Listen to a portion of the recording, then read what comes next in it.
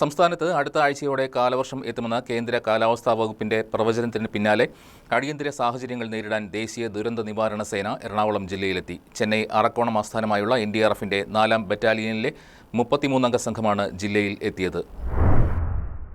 Inspector executive Arunkumar ചൌഹാന്റെ നേതൃത്വത്തിലുള്ള NDRF സംഘത്തിൽ 3 പേർ വനിതകളാണ്. കാക്കനാട് കളക്ടറേറ്റിലെത്തിയ സേനാംഗങ്ങളുമായി കളക്ടർ കൂടിക്കാഴ്ച നടത്തി. ജില്ലയിലെ പ്രകൃതി ദുരന്ത സാധ്യതകളെക്കുറിച്ച് വിശദമായി ചർച്ച ചെയ്തു. ജില്ലാ ദുരന്ത നിവാരണ അതോറിറ്റി മുൻകൂട്ടി മാപ്പ് ചെയ്തിട്ടുള്ള വെള്ളപ്പൊക്ക, ഉരുൾപൊട്ടൽ സാധ്യതയുള്ള പ്രദേശങ്ങൾ NDRF സംഘം നേരിട്ട് സന്ദർശിച്ച് അവിടുത്തെ ഭൂമിശാസ്ത്രപരമായ സ്ഥിതിഗതികൾ കൃത്യമായി മനസ്സിലാക്കും. കാക്കനാട് യൂത്ത് ഹോസ്റ്റൽ, സൈനിക റെസ്റ്റ് ഹൌസ് എന്നിവിടങ്ങളിലാണ് സേനാംഗങ്ങൾക്ക് താമസ സൗകര്യം ഒരുക്കിയിരിക്കുന്നത്. എറണാകുളത്തിന് പുറമെ വയനാട്, കോഴിക്കോട്, തൃശൂർ, ഇടുക്കി, ആലപ്പുഴ, കൊല്ലം, പത്തനംതിട്ട എന്നീ ജില്ലകളിലും NDRFന്റെ ടീമുകൾ ക്യാമ്പ് ചെയ്യുന്നുണ്ട്. പ്രകൃതി ദുരന്തങ്ങളോ മനുഷ്യനിർമ്മിത ദുരന്തങ്ങളോ ഉണ്ടാകുമ്പോൾ രക്ഷാപ്രവർത്തനം നടത്താനും ദുരിതാശ്വാസ പ്രവർത്തനങ്ങൾ ഏകോപിപ്പിക്കാനും വേണ്ടി 2006-ൽ രൂപീകരിച്ച പ്രത്യേക സേനയാണ് NDRF. കഴിഞ്ഞ 10 വർഷത്തിലേറെയായി കേരളത്തിൽ കാലവർഷം പോലുള്ള സമയങ്ങളിൽ മുൻകരുതലായി ഇവരുടെ സംഘങ്ങളെ വിവിധ ജില്ലകളിൽ വിന്യസിക്കാറുണ്ട്.